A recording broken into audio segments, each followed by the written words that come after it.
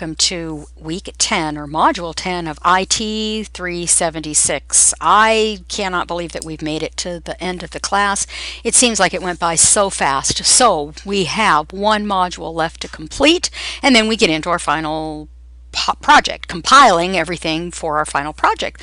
So let's look at what we're going to be doing in this final week, week 10. Your reading assignment this week is chapter 13, and that is all about project completion. What you need to know about project completion are two different things. When it comes to IT projects, we're concerned about project implementation. How are we going to release the product? How are we going to do system implementation? And there's a few different ways we can do that. We can do that through either direct cutover, meaning that we stop using one, we start using another system, that's it, it's over, done. Or we can run in parallel for a while where we have multiple entries made in the system. So we've got the old system and the new system running side by side.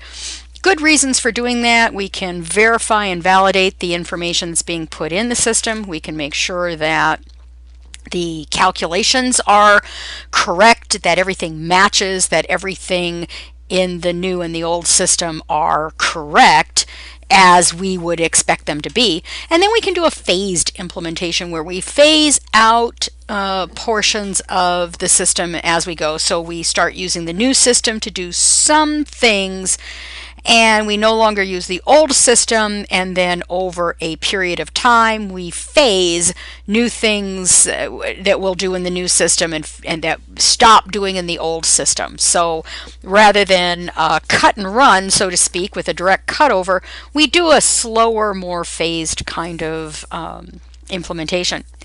And then you have to ask yourself, what about training and what about documentation? What might be needed or necessary for your particular system implementation?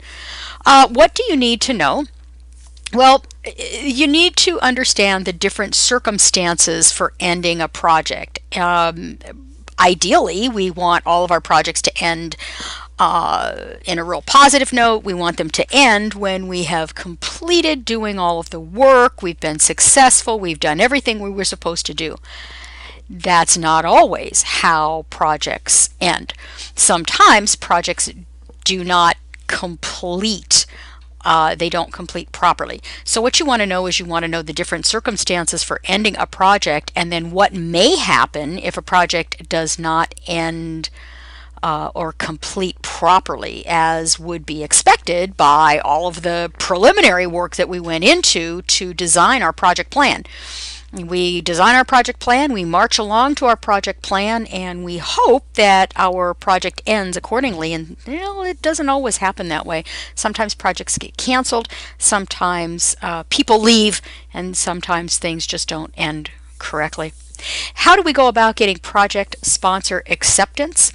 What are the elements of the final project report? We should always pull together a final project report, and we should always present that to our project sponsor so there is documentation so that we know what we did, how we did it, and how